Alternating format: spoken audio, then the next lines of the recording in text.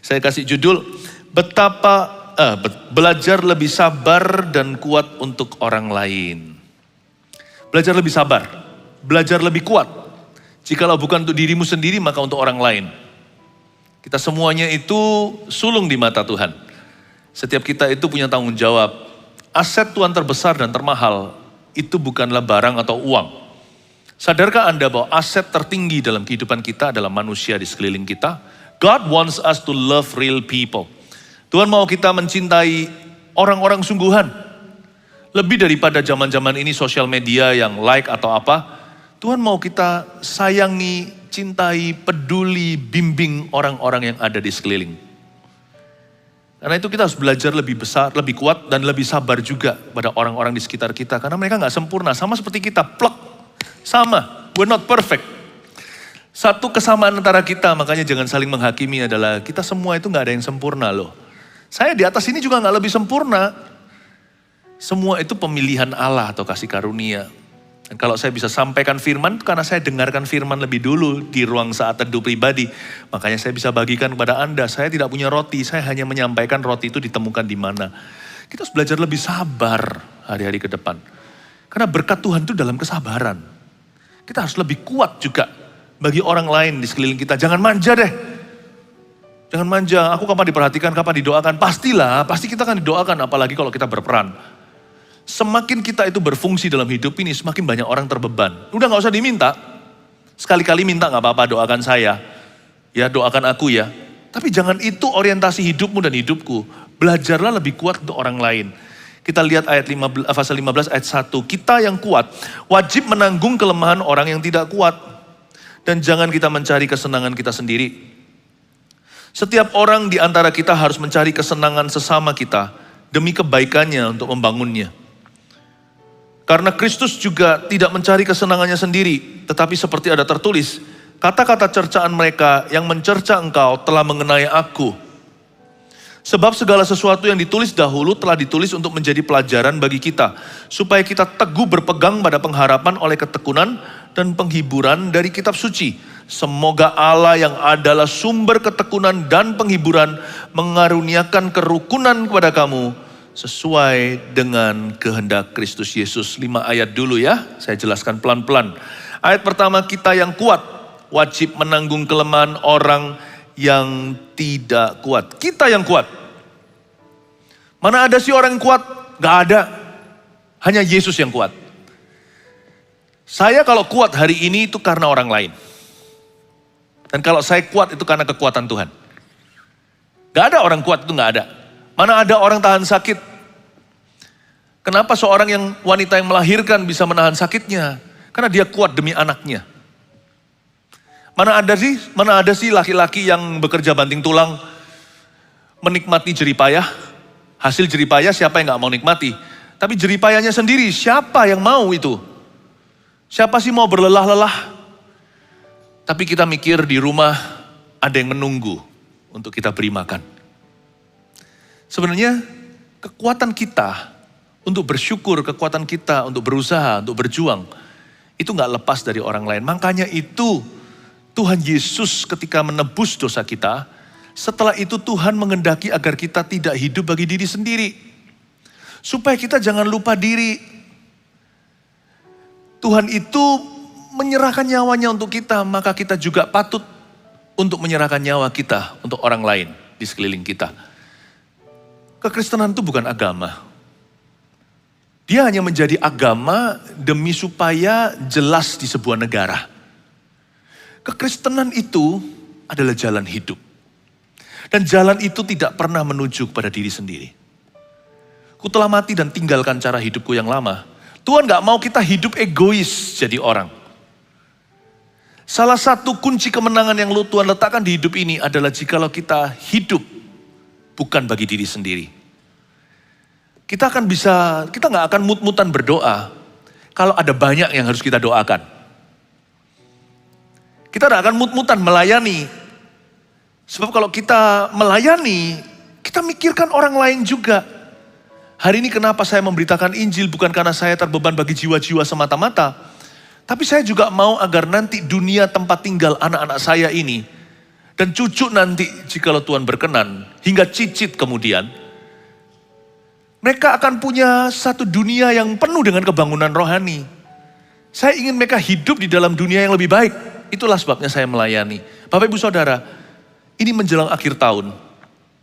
Kita akan mencetuskan visi pribadi. Saya dorong nanti menuju tutup tahun ini untuk setiap orang ambil waktu berdoa secara pribadi. Nanti Tuhan akan kasih mimpi dan penglihatan kepadamu. Siap-siap menuju penutupan Desember. Kalau tidur jangan lekas tertidur. Doa dulu dan katakan, Tuhan, aku mau bermimpi tentang Engkau. Aku mau terima mimpi dari Tuhan. Nanti lihat ya, Tuhan akan bicara lewat mimpi dan penglihatan. Tahun depan ini tahun visions and dreams bagi gereja kita. Tuhan akan kasih kita visi yang baru. Dan percaya nggak, visi kita bisa beda-beda, oyot akarnya sama. It's never about yourself. If you really want to be blessed, kalau Anda mau diberkati, miliki visi jadi berkat dulu bagi sesamamu. Nanti kan Tuhan akan memberkatimu. Kalau Anda ingin anak-anak Anda jadi orang gitu lah ya, betul-betul jadi orang yang berhasil, persembahkan keluargamu untuk kemuliaan Tuhan. Jangan sekedar ingin keluarganya sukses, tapi minta sama Tuhan agar memakai anak-anak Anda. Nanti lihat, anak-anak Anda akan menemukan jalur-jalur yang tidak terduga. Live for Him, and live for other people too. Karena perintah Tuhan terletak pada dua hukum terutama. Kasihilah Allahmu, lalu kasihilah sesama. Kekristenan itu bukan agama. Kekristenan itu adalah hubungan dengan Allah. Kekristenan itu adalah jalan kehidupan. Kita yang kuat wajib menanggung kelemahan orang yang tidak kuat. Kita dituntut untuk bertanggung jawab. Kita dituntut to stay strong, untuk tetap kuat dan tetap tabah. Kita dituntut menjadi orang Kristen yang dewasa.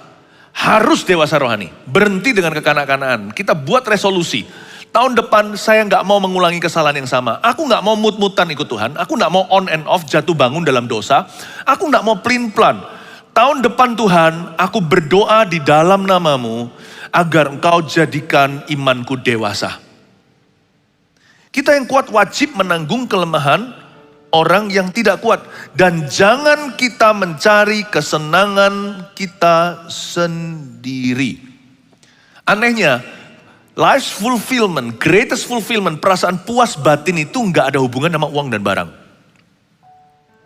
Mau punya sebanyak mungkin uang, sebanyak mungkin barang, percayalah. Anda mau koleksi dolar sebanyak-banyaknya, koleksi emas, properti atau apa dan piala, mau gelarnya menumpuk di belakang namamu, tidak akan membawa kepuasan batin. Aneh sekali, Tuhan tuh meletakkan kepuasan batin itu di bejana tanah liat. Aset tertinggi Tuhan adalah manusia, bukan uang atau barang. Allah meletakkannya di sini. Ketika kita tidak mencari kesenangan kita sendiri, hidup kita jadi happy. Kok bisa ya? Badan kita pun adalah saksi hidup atau open testament. Badan ini kalau dimanjakan, makan-makan, tidur-tidur, makan-makan, langsung baring. Jangan heran tiba-tiba asam lambungnya naik. Tuhan ciptakan badan kita itu makan harus jalan. Jangan lari-lari nanti usus buntu. Makan tuh harus gerak, berdiri dulu, beraktivitas. Jangan makan terus langsung berbaringan. GERD-nya nanti kumat. Kok aneh sih? Kalau saya jadi Tuhan kan, makan itu enaknya langsung baringan. Badan kita kalau dimanja-manjakan, dikipas-kipasi, tidak berbuat sesuatu. Couch potato namanya. Orang yang ambil snack, duduk di sofanya, nonton TV, sebentar lagi sakit. Badan kita kalau dipaksa mengerjakan sesuatu seperti berolahraga, berkeringat, bergerak, jadi sehat. Aneh ya tubuh ini ya. Dimanjain, tambah sakit-sakitan. Tapi kalau kita gerak, kita olahraga, kita olah badan kita, jadi lebih kuat. Tidur lebih pendek waktunya karena lebih dalam. Beraktivitas lebih panjang. Apa-apa kesini sana tidak lelah. Tambah dipaksa, tambah menjadi-jadi. Kayaknya badan kita itu open testament kepada spirit kita.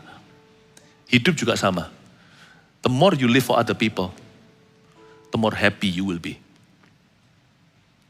Itu kekristenan. Kristen itu salib. Jangan lupa, menyangkal diri, memikul salib, dan mengikut Yesus. Saya harus lengkapi jemaat lewat pengajaran kitab Roma, pumpung kita jatuh di pembahasan bagaimana yang kuat wajib menanggung yang lemah dan jangan cari kesenangan sendiri. Saya lengkapi Anda sebelum Anda mencetuskan visi Anda tahun depan. Visi pribadi, visi pekerjaan. Remember this, you put God and others first. You'll be able to achieve more than you dream of. Taruh Tuhan dan orang lain dulu, Anda akan bisa mencapai apa yang Anda nggak bayangkan Anda mampu mencapai itu. Amin Bapak Ibu Saudara. Itu life's greatest fulfillment atau perasaan puas batin Tuhan letakkan pada tidak mencari kesenangan kita. Ayat 2, setiap orang di antara kita harus mencari kesenangan sesama kita. Demi kebaikannya untuk membangunnya. Ini bukan berarti suruh senangkan semua orang loh ya, karena kita tahu kita nggak mungkin bisa senangkan everybody. Susah jadi orang, bener. Jadi public figure juga sama, lebih lagi malahan. Mau senangkan kiri kanan itu nggak mungkin. Tadi di kebaktian sebelumnya saya ada cerita. Nanti kalau khotbah pakai jas dibilang dibilang terlalu rapi atau terlalu formal. Nanti kalau kita ngikuti yang informal, kita pakai yang casual, kita pakai kaos gitu, contohnya dibilang tidak menghormati hadirat Tuhan. Susah senangkan semua orang. Bilang fashion aja nggak mungkin semua orang cocok ya kan? Tuhan nggak, ayat 2 ini bukan berarti setiap orang di antara kita harus mencari kesenangan sesama kita itu berarti kita harus hidup bagi orang lain. Berarti kita itu harus hidup sesuai dengan 1001 ekspektasi orang-orang sekeliling kita. Nggak mari-mari. Tapi maksudnya adalah kita jangan mencari kesenangan sesama kita itu, praktekkan peduli, praktekkan sensitivity, praktekkan peka sama orang sekeliling kita. Makanya di ibadah sebelumnya saya ajarkan gimana kita bisa lebih peka, lebih bijaksana di area abu-abu. Tapi sekarang saya mau bahas tentang gimana kita jadi orang lebih sabar dan lebih kuat untuk orang lain. Coba saya jelaskan dari sisi lebih kuat dulu sebelum lebih sabarnya. Lebih kuat, kita harus lebih kuat bagi orang lain. Setiap orang di antara kita jangan mencari kesenangan sesama kita. When you ask somebody how are you, really listen to them how they are doing. Ada orang bertanya gini, apa kabar? Lalu habis itu dia ceritain tentang dirinya. Mari kita praktekkan lebih banyak mendengar daripada berbicara atau berkata-kata. Ya, lebih banyak begitu. Kalau kita tanya sama orang, how are you, apa kabar? Lalu dengarkan, paling tidak ambil berapa menit itu dengarkan dengan seksama. Dan take interest atau tunjukkan rasa tertarik pada cerita mereka, bukan pura-pura. Really tertarik.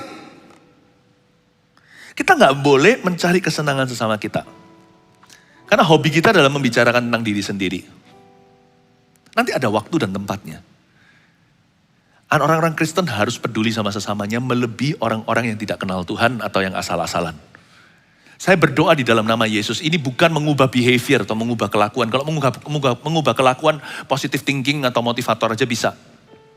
Tapi ini Tuhan mau mengubah hati kita, supaya kita itu orientasinya ke other people. When you listen to other people, you'll grow more compassionate.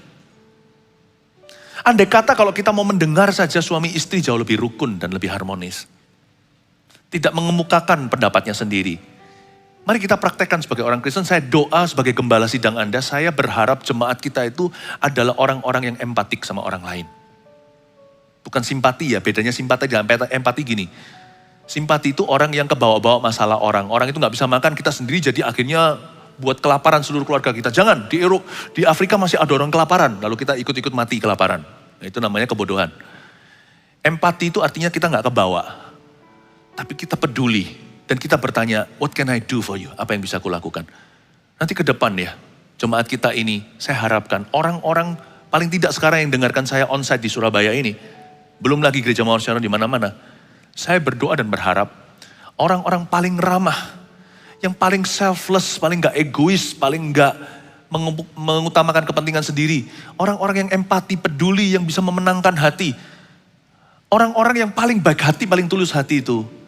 Di antaranya adalah jemaat Mawar Sharon di mana-mana. Saya berdoa dalam nama Yesus supaya orang-orang yang begitu ditemukan di gereja kita. Oh, bukan ditemukan di gereja kita sih. Dibentuk di gereja kita. Mari kita ke depan buat satu goal. There will be more caring for other people. Saya rasa khotbah-khotbah seperti ini sudah gak terlalu populer sih. Karena orang lebih cenderung diberi makan sesuatu yang mereka mau dengarkan. Contohnya, kepingin sukses nih, kepingin berhasil jadi 5 poin gimana sukses, ya gak apa-apa sih. Tapi saya gak tertarik dengan yang begituan. I want real change of heart. Saya ingin kita semua mengalami perubahan hati yang sungguhan. Nanti Tuhan yang akan tambahkan, cari dulu kerajaan dan kebenaran, nanti Tuhan yang tambahkan. Kita menjadi orang yang lebih sabar, lebih kuat bagi orang lain. Setiap orang di antara kamu jangan mencari kesenangan sesama, harus mencari kesenangan sesama kita demi kebaikannya untuk membangunnya. Ini bukan berarti bahwa gereja isinya orang-orang yang menjilat loh ya. Pernah gak lihat orang yang selalu yes man dan menjilat saja apa katanya iya, apalagi dengan orang berpengaruh. No. Kita bisa jadi orang sopan, kita bahkan bisa bertolak belakangan dengan orang, tapi secara bangsawan, namun kita tidak harus kasar dengan siapa. Tapi juga bukan berarti kalau kita sopan itu berarti selalu yes man. Gak tentu begitu. Not necessarily. Gereja tidak boleh diisi dengan orang-orang yang lemah karakternya. Gak bisa. Tuhan mau kita kuat. Tuhan memanggil kita bukan jadi ekor tapi kepala. Setiap orang di antara kamu harus mencari kesenangan sesama. Demi kebaikannya untuk membangunnya. Bedanya orang yang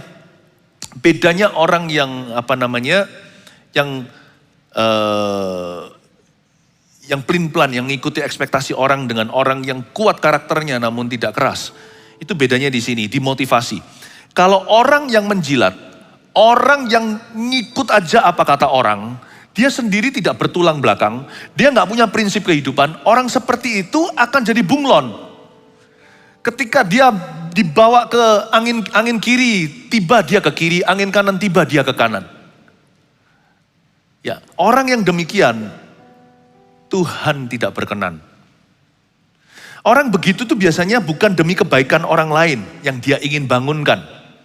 Biasanya dia cari kebaikannya sendiri.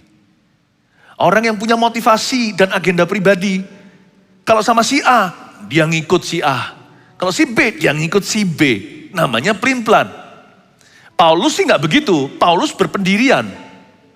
Bahkan Agabus pun memberitahu nanti siapa yang ke Roma ini, orang yang punya sabuk ini, tali ikat pinggang ini, orang yang memilikinya akan diikat demikian.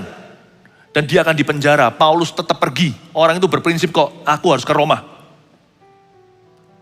Tapi Paulus juga mengatakan gini, kepada orang Yunani aku bertindak seperti orang Yunani, kepada orang Yahudi aku bertindak seperti orang Yahudi. Kepada orang yang free, kan zaman itu perbudakan ya. Aku bertindak sebagai orang bebas, tapi kepada orang-orang yang masih di dalam slavery, aku juga memberi diri sebagai seorang budak. Itu bukan Paulus pelin-pelan, tapi Paulus itu menaruh dirinya di sepatu orang lain dulu. Contohnya kalau saya lagi pelayanan di China, saya berusaha sekeras mungkin untuk ngomong bahasa Chinese sama mereka. Untuk mengerti budaya mereka. Bukan karena saya pelin-pelan, supaya mereka mendengarkan saya. Saya belajar to fit in. Jikalau hal itu bukan masalah benar atau salah atau soal dosa, saya belajar untuk mengerti dan peka. Seperti ibadah tadi, belajar lebih peka di area abu-abu. Tahu nggak kalau di dalam Chinese culture ya, saya kasih contoh. Orang kalau lagi minum teh ini sama-sama, jikalau itu kolega bisnis atau apa, kita harus siap untuk gini-gini karena Indonesia nanti jadi eksportir yang luar biasa. Saya yakin ke depan itu Roh Kudus taruh di hati saya. Semua yang di Indonesia asal mempersiapkan diri tidak akan gigit jari. Nanti suatu saat berkat bangsa-bangsa akan pindah ke sini. Jadi jangan pernah Anda remehkan toko kecil-kecil. Suatu hari siapa tahu Anda akan ekspor. Oh, kasih tepuk tangan dong untuk Tuhan kalau Anda dengar begitu. Kayaknya sekarang kita hanya ketemu orang-orang biasa. Semua orang pasti pernah dimulai dengan biasa-biasa. Tapi kalau Anda setia, Tuhan akan tambah-tambahkan dari perkara sederhana.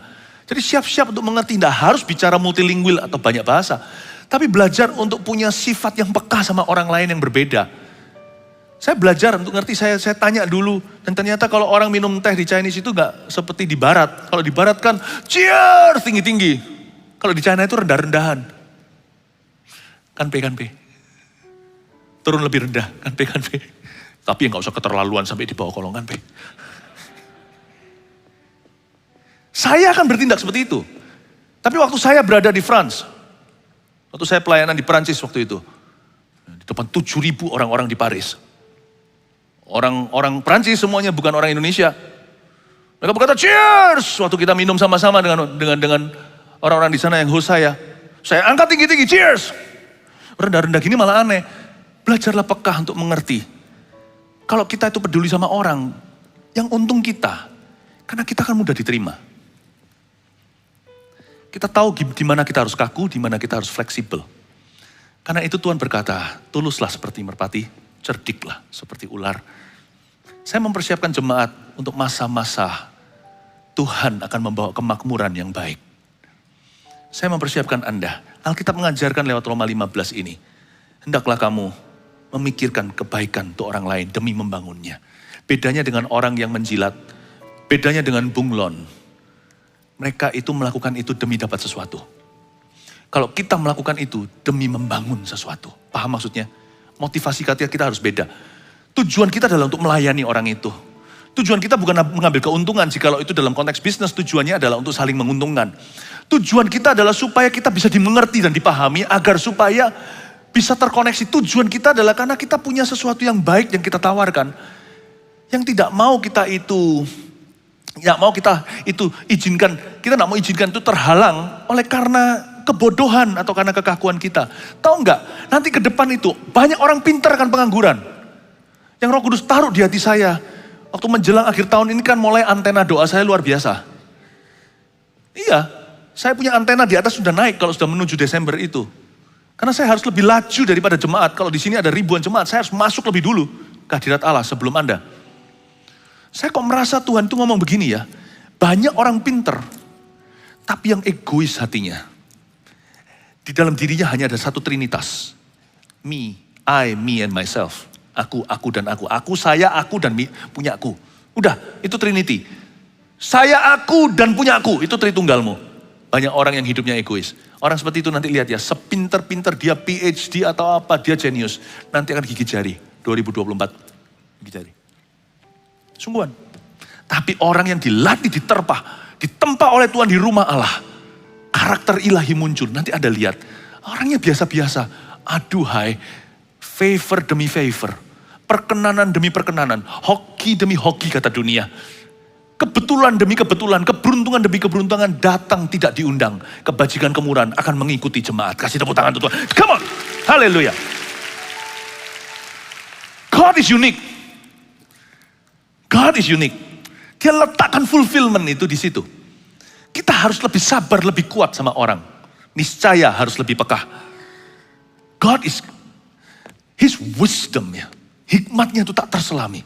Sungguhan tidak bisa diselami.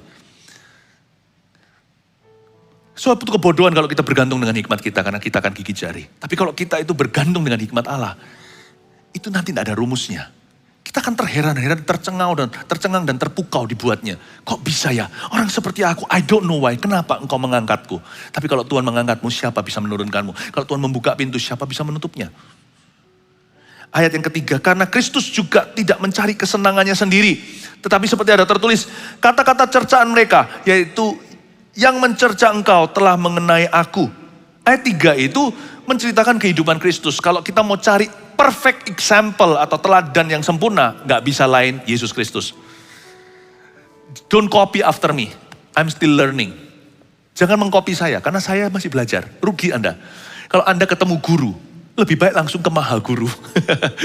Kalau ada yang lebih pinter ngapain cari yang bodoh ya kan. Ayo kita sama-sama berlomba. Copying after Christ. Kita jadi copycat-nya. Dialah singa Yehuda, kitalah kucing meongnya.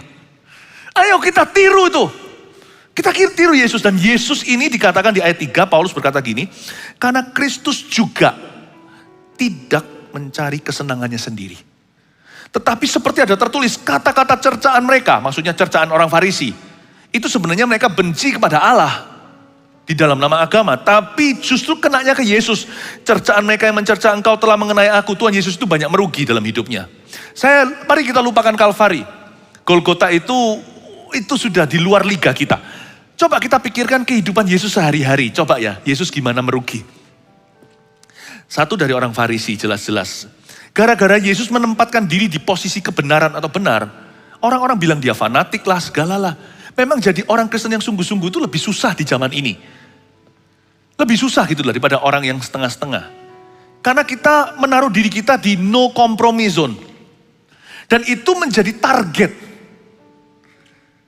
Andai kata saya tidak menaruh diri ya, saya secara pribadi di sebuah posisi sebagai pengajar umat dan berani mengutarakan kebenaran, saya mungkin tidak akan dipanahi dengan demikian sengitnya hari ini.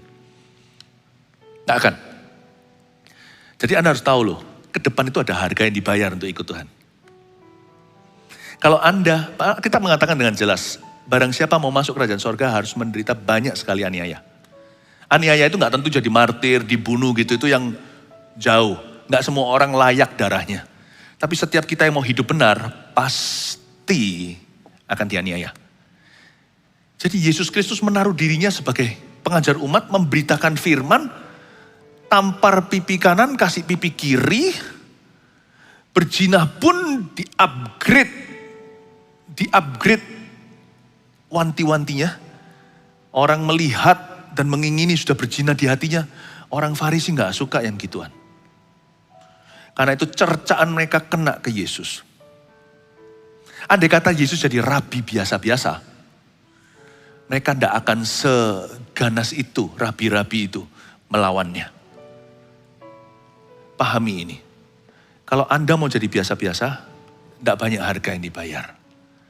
Tapi kalau doamu adalah ini, Tuhan pakailah aku. Tuhan berkati aku. Pakailah aku dan jadilah berkat. Be ready church. Ini tahun mimpi penglihatan sudah visible di depan. Sudah hitungan bulan. Be ready church. Siap-siap gereja. Anda pun akan mengalami tekanan dan aniaya. Cercaan orang kepada Tuhan akan kena ke Anda. Cercaan tuh orang ke Tuhan sebenarnya. Karena mereka itu yang gak mereka sukai adalah kebenaran. Tapi kenanya ke Anda nanti. Belum lagi bagaimana Yesus merugi. Karena Alkitab mengatakan di ayat 3, karena Kristus juga tidak mencari kesenangannya sendiri. Gimana sih Tuhan Yesus gak mencari kesenangan sendiri? Mau tahu gak? Tuhan Yesus lahir di mana? Cepat, ayo kita latihan MSC atau apa ini ya. My Spiritual Journey, Basic Christianity. Cepat dijawab ya. Yesus lahir di Bethlehem. Ada yang dengar? Saya tadi dengar dia ngomong rumah sakit. Yesus dibesarkan di Nazaret. Nah, pertanyaan saya berikutnya ini mungkin lebih sedikit yang menjawab, pasti. Yesus punya, Yesus menaruh, ministry base, mana ya bahasa Indonesia, ministry base-nya Yesus. Basis pelayanan Yesus itu di kota mana? Siapa yang berani jawab? Tak kasih hadiah, sungguhan. Ya. Galilea. Hampir benar. Hampir aja dapat bawa mobil orang sebelahnya. Tapi gak ada jawaban salah ya, semuanya itu mencoba. Kota mana? Cepat. Tuhan Yesus itu ministry base-nya. Kalau saya ministry base-nya di mana? Surabaya. Oke, banyak orang kira saya tinggal di Jakarta. Oh, waktu saya di pesawat saya ingat, saya ketemu dengan, waktu itu disapa dengan seorang stewardess, pramugari di atas sana waktu belum pandemi. Dia, oh Pastor Philip ya, oh mau kemana? Surabaya. Oh ke Surabaya ada pelayanan. Oh enggak, rumah saya Surabaya. Oh asal Surabaya. Enggak tahu, kadang-kadang di media kan enggak tahu saya di mana. Saya tinggal di Surabaya. Ya.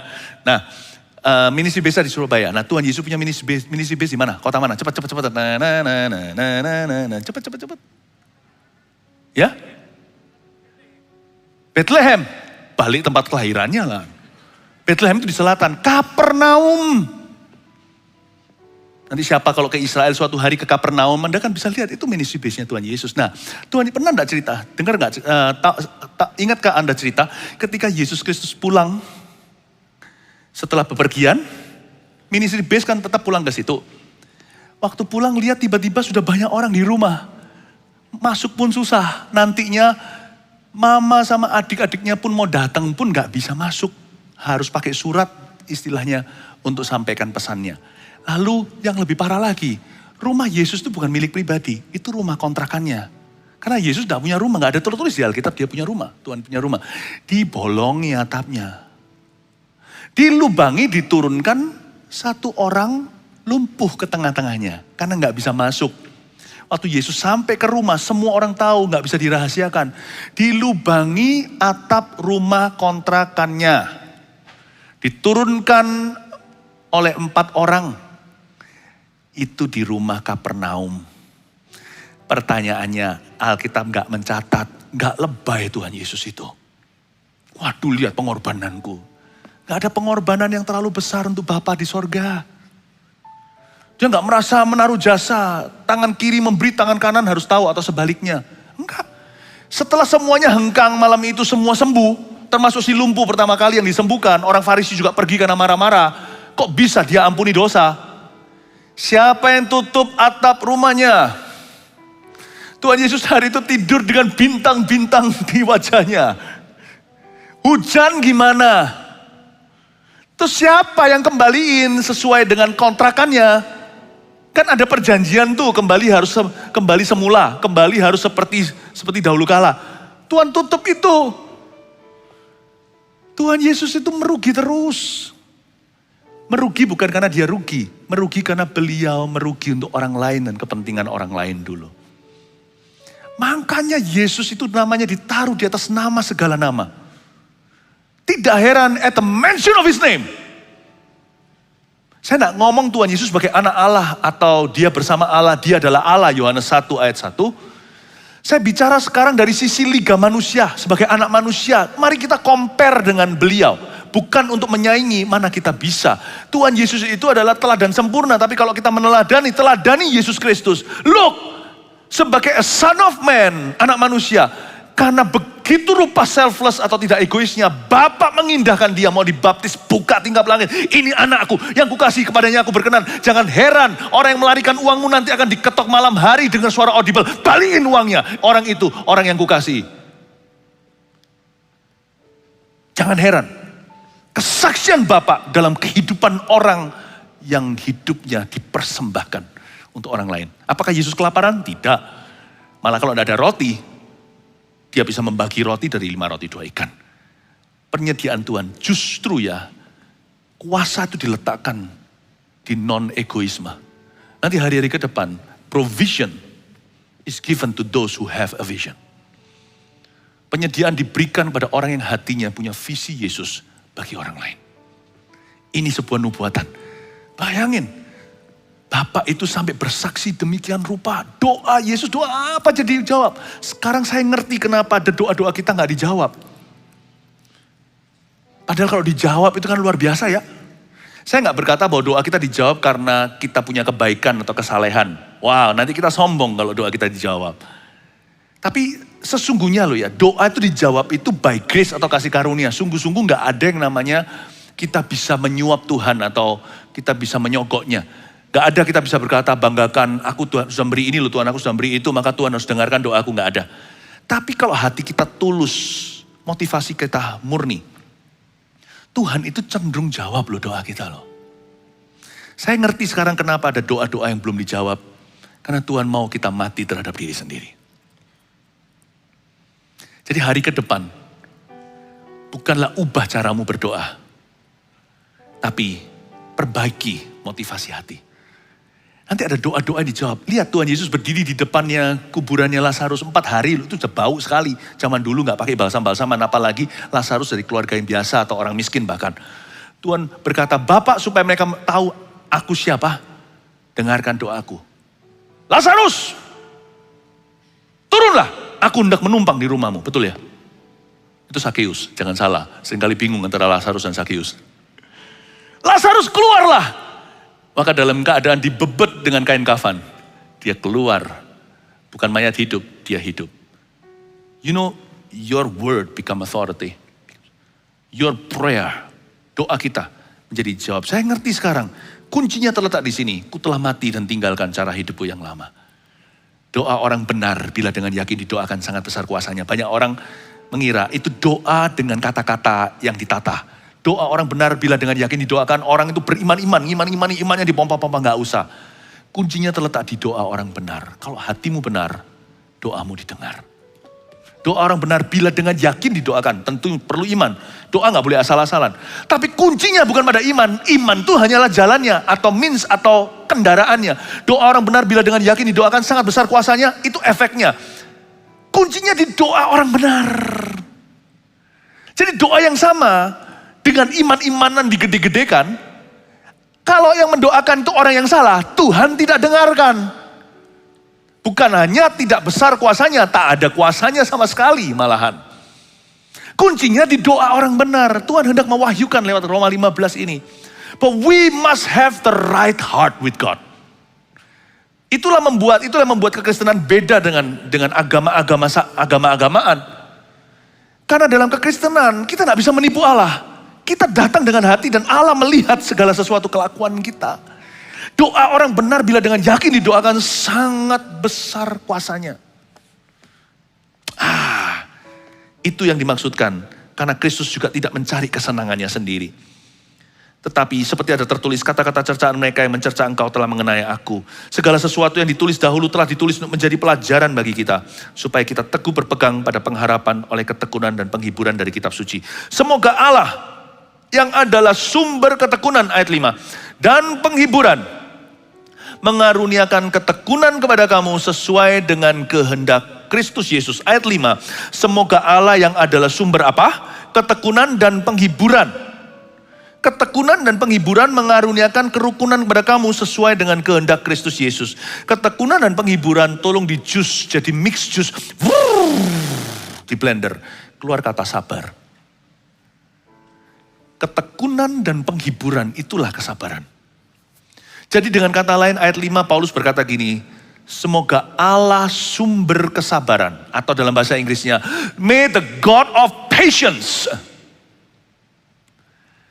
Karena sabar orang Kristen beda dengan sabar pasrah, gak bisa berbuat apa-apa. Sabar kita itu adalah campuran antara ketekunan dan penghiburan. Kita bisa tekun dengan sabar, karena kita itu dihibur oleh janji Tuhan. Aku tahu aku akan menang, aku tahu aku akan menang. Masalahku ada tanggal kadaluarsanya. Atau ini semua gak ada artinya dibanding kemuliaan yang akan datang. Seperti seorang yang sakit bersalin, seorang wanita. Dia sakit setengah mati, buka 1, buka 2. Kalau lahir normal, lahir sesar pun juga ada sakitnya. Paling tidak disuntik. Setelah operasi nanti itu pemulihannya ada harga yang dibayar. Tapi kenapa seorang ibu bisa tahan? Karena dia mikir sebentar lagi anakku keluar, sebentar lagi anakku keluar. Itulah sabarnya orang Kristen.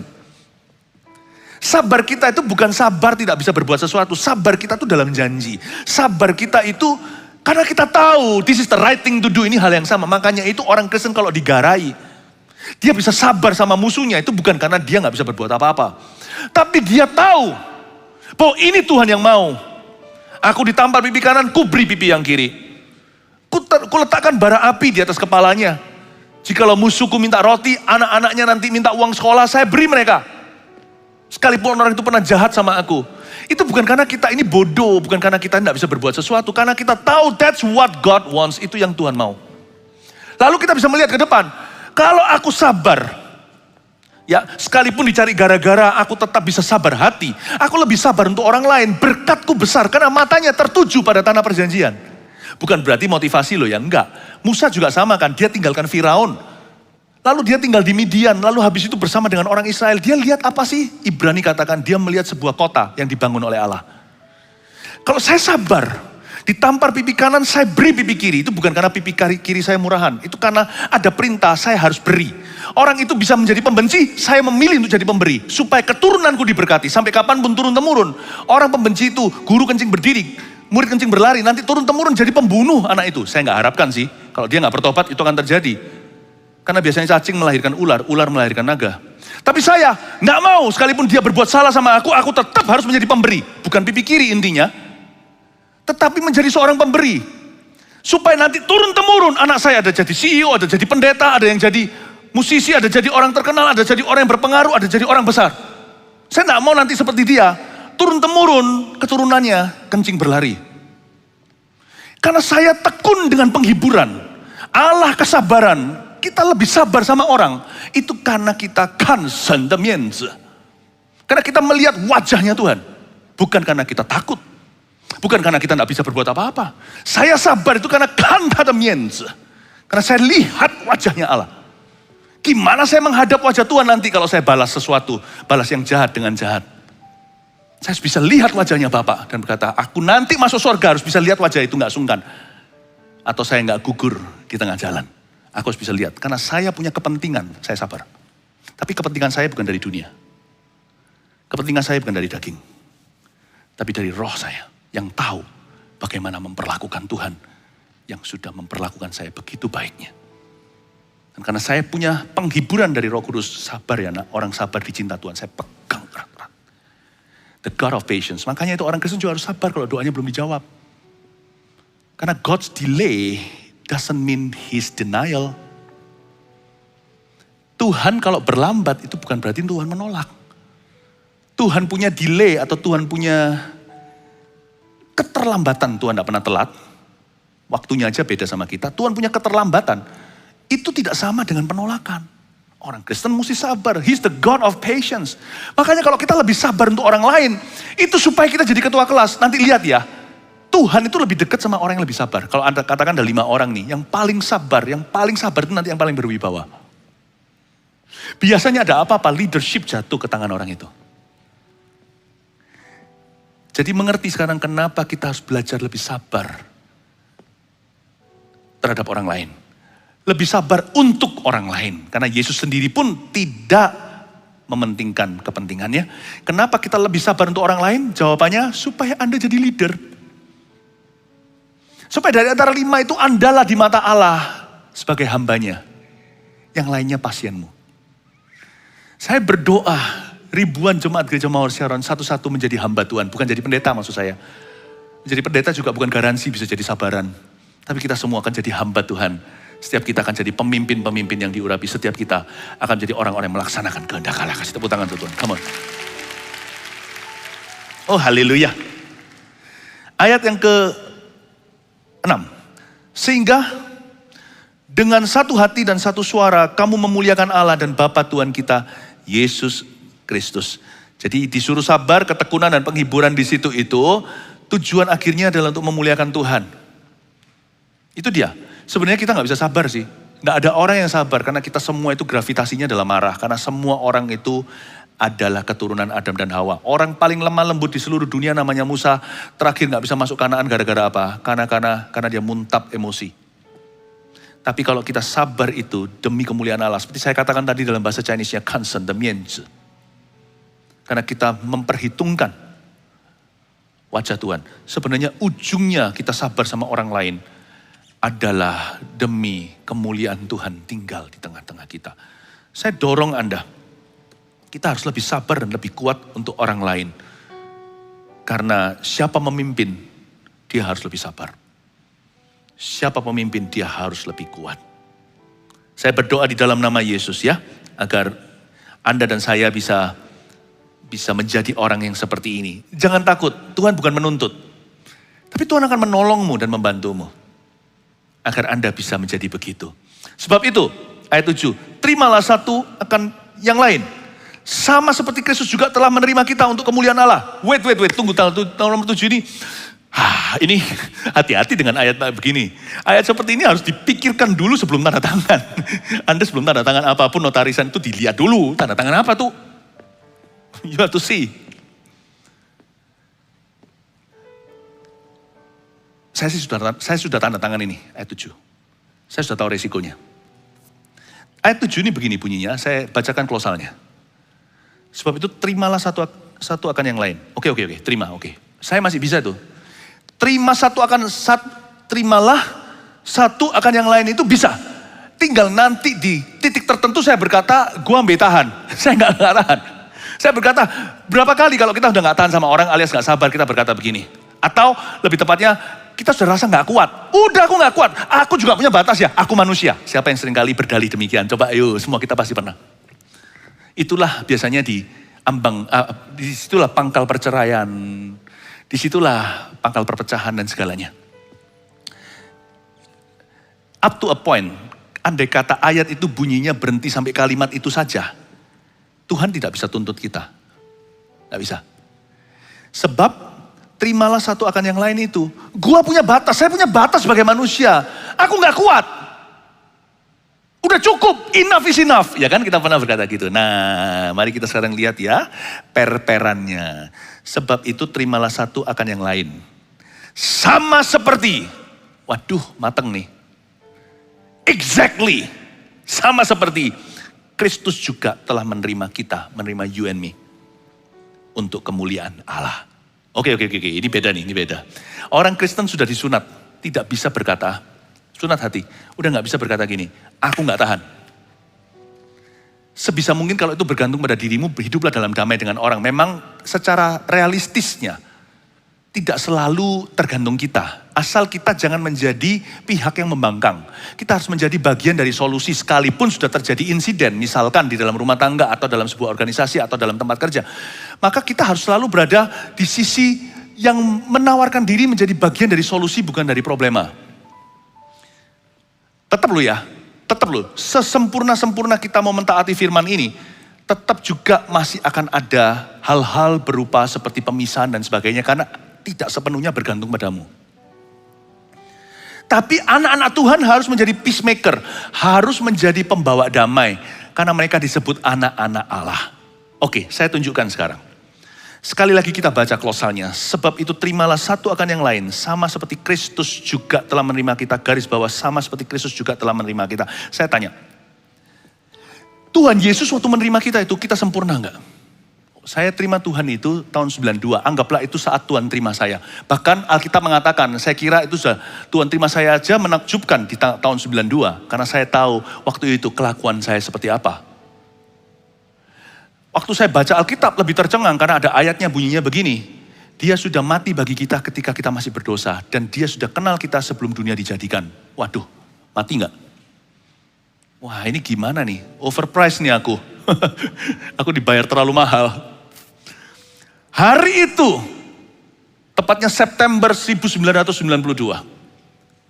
Hampir 30 tahun yang lalu, Tuhan Yesus menerima saya apa adanya. Nah, waktu saya terima Yesus, waktu Anda kapan, masing-masing beda. Kita gak ada satupun berani berkata aku diterima waktu itu karena aku sempurna. Malahan karena kita berdosa, makanya kita menangis terseduh-seduh. Ketika dijamah Yesus, gak tentu nangis sih, tapi kita kan menyesali dosa kita bertobat aliasnya. Nah, setelah itu, apakah kita diterima Yesus karena ada janji dari kita atau kepastian atau garansi bahwa nanti-nantinya kita pasti akan sempurna. 30 tahun nih saya sudah berjalan sama Tuhan. Sekarang saya tanya, siapa di sini yang sudah sempurna? Angkat tangan. Saya pun tidak berani angkat tangan. Aduh Tuhan bocuan. Tuhan tidak untung punya aku ini. Bayangin kalau Anda itu pacaran sama satu orang, Anda cinta, apalagi kalau dan dengan seorang laki kejar seorang cewek, lalu dia sangat setia, lalu ceweknya itu 30 tahun tetap tidak mau kawin sama dia. Karena belum siap gaun pengantinnya. Tuhan Yesus meminang saya 30 tahun. Sampai sekarang gaun pengantin secara rohani belum ready. Sampai saya mati. Tidak diputuskan sudah untung. Tuhan juga tidak memindahkan panggilan saya dengan menyelewengkannya ke siapa. Nggak ada. He's still faithful to me. Dia menerima aku. Jadi saya tanya lagi, siapa di sini waktu terima Yesus sempurna? Nggak ada. Siapa sekarang sudah sempurna? Nggak ada. Kok Tuhan tetap bisa terima kita ya hari ini? Kita kok diterima terus, diterima dan diterima terus. Diterima terus dan terus diterima. Kok gak ada pengusiran Allah dalam hadirat Allah sekarang? Kamu lagi, sudah sekian lama tuh, percuma. Gak ada tuh. Berarti kita juga tidak boleh menolak orang lain atas alasan yang sama. Bersabarlah kepada orang lain karena Tuhan sabar denganmu. Sama seperti Kristus juga telah menerima kita. Berarti kalau kita menerima seseorang, dia gak sempurna, terimalah. Berarti waktu kita terima orang, jangan ada bayang-bayang nanti suatu hari dia akan sempurna. Lupakanlah.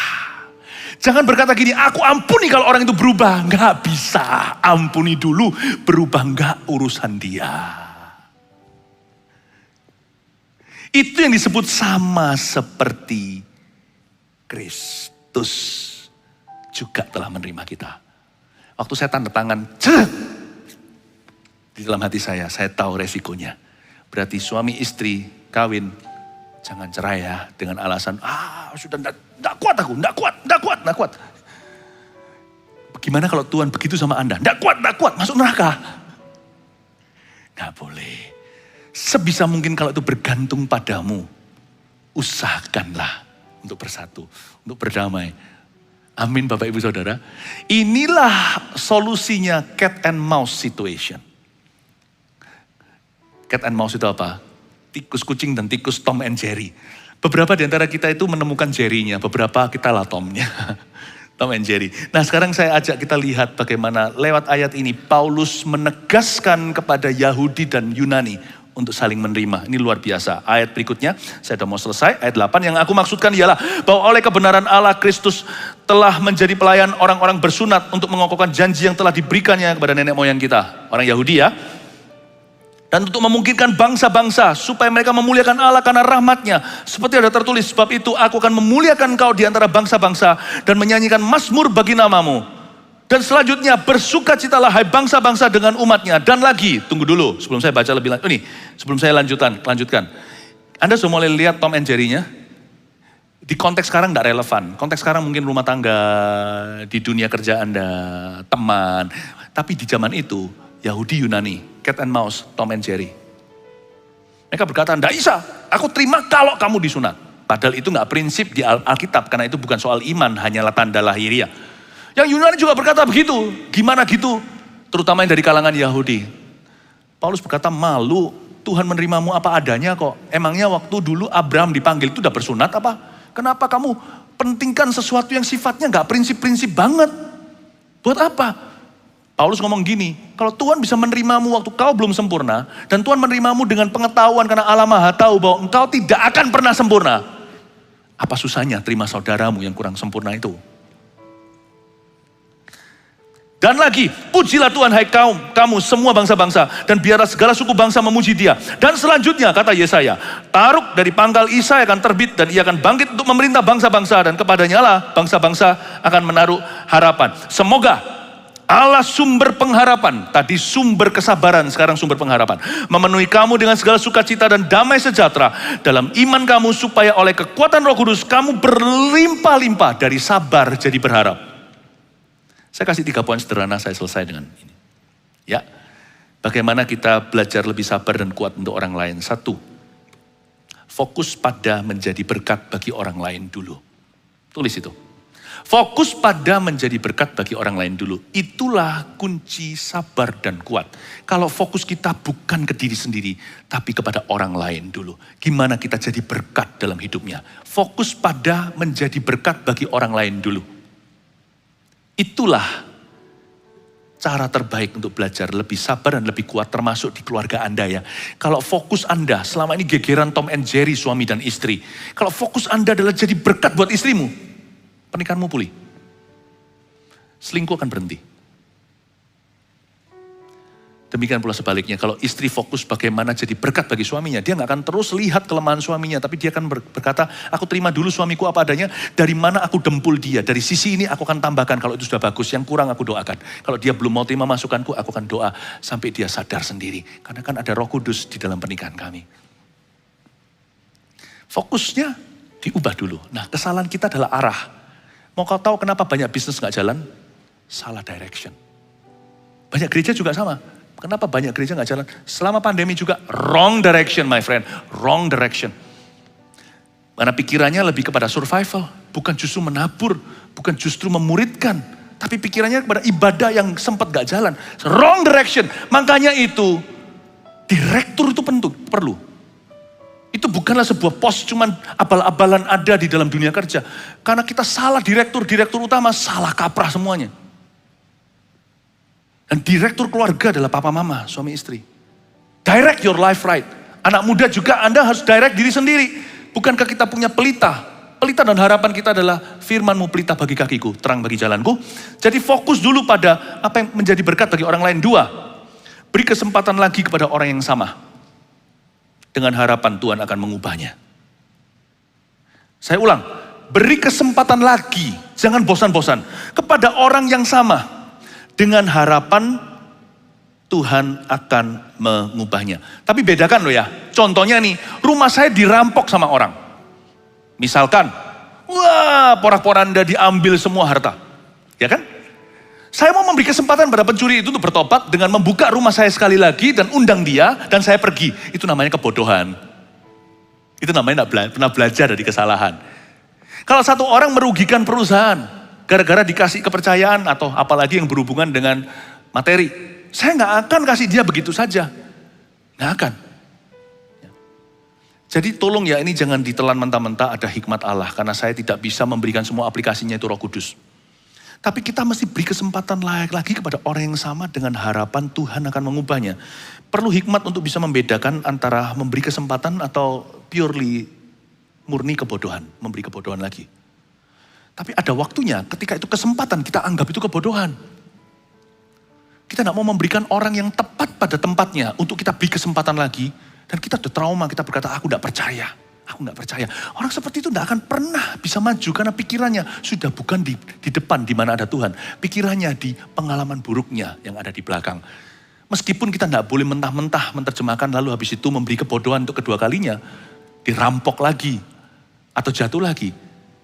Nggak mungkin lah.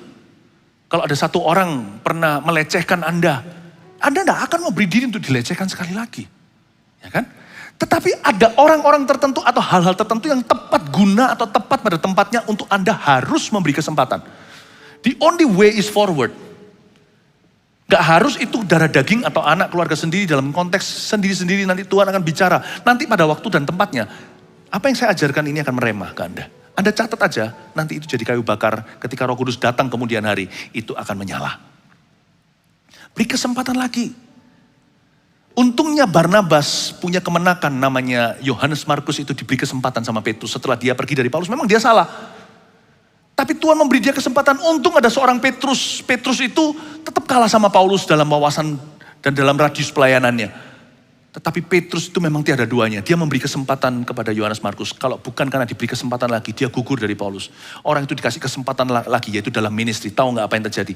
Dia menulis 1/4 Injil, kitab Markus.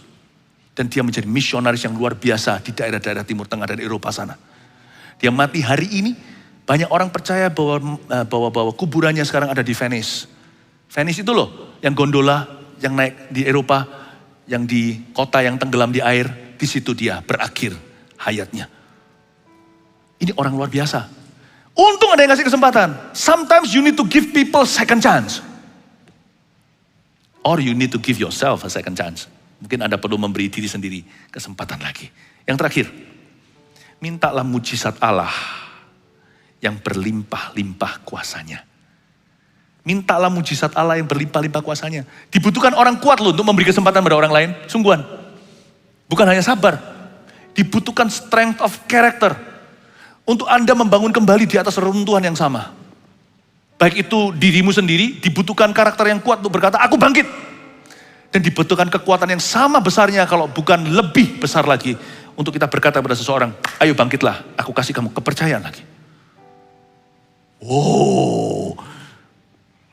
Dan yang ketiga ini untuk orang yang memberi kesempatan yang lebih kuat, lebih sabar. Mintalah mujizat Allah yang berlimpah-limpah kuasanya. Saya selalu punya pendapat gini. Saya punya keyakinan. Kalau saya itu lebih sabar, cek saya nanti dari Tuhan. Saya nggak bicara soal uang. Kalau saya lebih sabar, defisit mana, di mana terjadi ketidakadilan dalam kehidupan saya, karena saya harus lebih sabar, itu diisi sama Tuhan. Gara-gara saya sabar, saya dimanjakan sama Tuhan. Orang lain yang saya sabari itu ya sudah dapat kuponnya, dia udah dapat cashbacknya, dia udah dapat vouchernya dari kesabaran saya, dia sudah hoki dapat kesabaranku. Saya ini, siapa yang memperhatikan? Jangan kita itu mengasihani diri sendiri, kasihan ya aku, kasihan aku. Gak perlu kasihan, karena defisit kita diisi Tuhan. Kalau kita sabar itu, cek kita langsung datang dari atas. Nanti kita yang dimanjakan, orang itu enggak. Orang itu sudah Anda manjakan dengan kesabaran Anda. Anda akan dimanjakan oleh Allah. Mujizatmu akan datang dari atas. Sekalipun dagingku, hatiku habis lenyap, gunung batuku dan bagianku. Kata bagianku itu porsiku, datang dari sana. Jangan heran di dalam kehidupan beberapa orang yang lebih sabar dari orang lain itu. Tuhan seolah-olah bertindak seperti butler. Karena tidak ada orang melayanimu, karena kamu yang melayani dulu, karena kamu yang sabar dulu. Yang kamu yang lebih kuat untuk orang lain yang menanggung mereka yang lemah. Makanya Tuhan akan membungkukkan dirinya, copot jubahnya, sing-singkan lengannya, lalu mencuci kakimu. Dan Anda berkata, aku tidak layak, tapi Tuhan berkata, engkau layak menerima ini. Aku melayakkanmu. Jangan heran dalam kehidupan beberapa orang, Tuhan itu seperti seseorang yang jauh, dia ketakutan, tapi orang-orang tertentu yang lebih sabar dan kuat. Tuhan seperti butlernya, personal butlernya. Yang melayanimu. Padahal dia raja di atas segala raja. Cekmu dari Tuhan Bapak Ibu Saudara. Kalau Anda lebih kuat. Amin. Perikah semua orang give up, semua orang nyerah. Anda tetap bertahan. Enggak, aku tetap bertahan di sini. Satu-satu jatuh, satu-satu mengeluh. seperti Yosua dan Kaleb. Dan 10 yang lainnya itu semua menggerutu. Lalu Anda lihat di sana sini semua pesimis, Anda sendirian. Jangan heran ya. Yang lainnya itu dapat firman dari Anda, melihat Anda seperti firman berjalan. Anda dapat firman dari mana? Anda langsung dapat dari Tuhan. Nanti tiba-tiba Tuhan kasih Anda mimpi, penglihatan, ngalami lawatan, dan mengalami visitasi ilahi sendiri, ngalami tiba-tiba ada aja Tuhan kirim tukang-tukang posnya untuk membawa firman ke dalam hidupmu. Anda itu diberi makan langsung oleh Tuhan Yesus. Cekmu datang dari atas. Mintalah mujizat dari Tuhan. Allah yang berlimpah-limpah. Orang sabar dan orang yang lebih kuat bagi orang lain biasanya lebih nekat, berani, tak tertuduh untuk minta mujizat dari Tuhan. Kalau saya tidak kuat, asal saya tahu kalau saya tidak kuat untuk orang lain. Kalau saya kuat untuk orang lain, kalau saya tidak kuat untuk orang lain. Nggak mungkin kan saya buka mulut dan berkata, ayo kuatkan, saya tidak gitu. Kalau saya lebih kuat untuk orang lain, kalau saya tidak kuat juga untuk orang lain. Kalau saya sudah tidak tahan, saya berkata sama Tuhan, Lord, lift up your servant. Tuhan itu langsung datang. Saya berani minta mujizat karena saya tahu saya lebih kuat dari yang lainnya. Kalau saya tidak minta Tuhan, minta siapa? Itulah privilege-nya, tempat posisi terindah. Orang yang lebih sabar, lebih kuat dalam kehidupan orang lain, untuk orang lain. Orang itu rumahnya dimanapun lokasinya, alamatnya dekat sama Tuhan. Dia tinggal menoleh dan berkata, Lord, give me strength coming. Lord, Tuhan Yesus hiburkan aku, penghiburan akan datang. Tahu nggak, orang sabar dan orang kuat itu rumahnya dekat sama Tuhan. Dia selalu just one prayer away. Waktu dia angkat muka, dia minta mujizat berlimpah, itu akan datang. Saya berharap jemaat ini jemaat yang dekat sama Tuhan. Kasih tepuk